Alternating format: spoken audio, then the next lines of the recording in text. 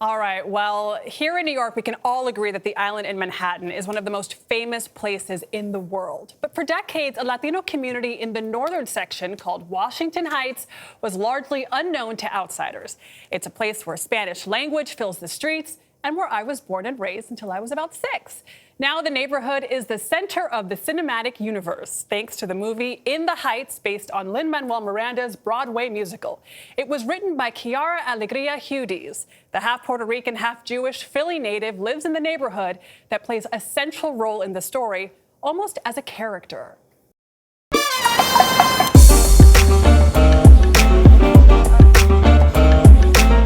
When you're in the Heights, in the shadow of the George Washington Bridge, if you close your eyes,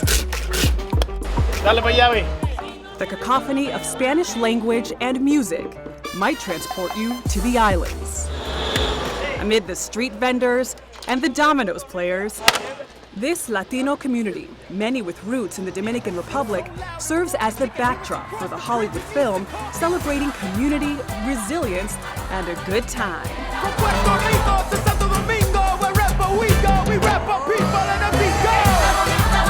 So when you walk around the Heights now, do you feel like you're in the movie? Do you see the spots where you filmed? Does it take you back?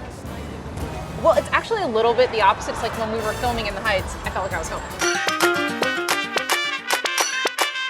Pulitzer Prize-winning playwright Quiara Alegría Hudes wrote the Broadway musical. The movie was her first screenplay, and she even got to direct some scenes. So what do you think is the magic of the Heights that has captured audiences? You know, I think it's just when you ground and root your storytelling in specificity. If you're not from that world, it's an invitation to learn about that world, to be in a new environment.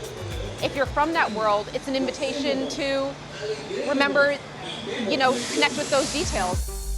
For me, it was an opportunity to reconnect with the details of my childhood. This is where I lived as a child, very young. Oh my God. With my family, my mom, my brother, my sister, my aunt and her kids, and our uncle at one point also lived with us. So it was like 10 people. I love it. I love it. You depend on each other and you share the same apartment because everyone's trying to get by. You know, when you come here, it's like you don't know the community so well, so you each learn from each other's little tricks and wisdom and knowledge that you've gotten throughout the day. Tell me something I don't know. Community as family is at the heart of the film, where only together can the characters meet their challenges. What did the people that live here, what was their response to filming and to, Hollywood being here in the Heights? I mean, those are some of the best memories. They would bring us whatever fritura snack they had made that day.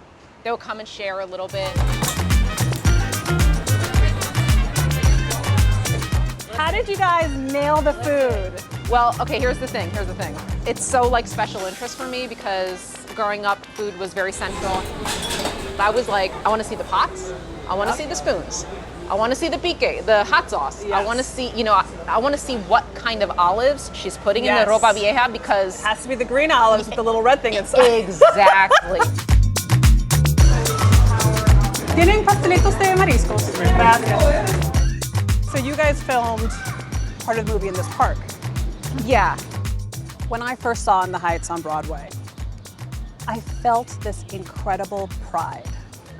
Because this is a community that's very Dominican, very Latino, very kind of insular in many ways, and kind of separate from the world of the rest of New York City. Yes. I felt seen. That's awesome. Since when are Latin people scared of heat? There's a sense of pride in sharing those special spaces that have tremendous amount of value, that carry a lot of wisdom and a lot of history with them, that the world outside might not know about. In this film, it's almost like Washington Heights itself is a character. Yeah, to me the main character here is the community and how they're going to struggle together, how they're going to rise together, how they're going to hold hands, but they're going to feel the weight of change pushing against those connections and what they're going to do about it. My mom is Dominican, Cuban, my dad is from Chile and PR, which means... You said you don't want this to be the definitive work about the Latinx community. You want this to help push open the door further. Oh, yes. How could it be? It's another stepping stone on the path and nothing more. To me, In the Heights is a success if there's even more Latino stories filling in the spaces I wasn't able to or I didn't get right, adding their own voice, that's the success. Arriba esa bandera, alzala donde quiera, recuerdo de mi tierra, me acuerdo de mi tierra, esa bonita bandera. Viva esa bandera. I love that song. So it was so great to be back in the Heights. It's so vibrant. And we really had a great discussion with Quiara. But as you guys probably know, there was criticism that has emerged. And it happened after we interviewed her, actually.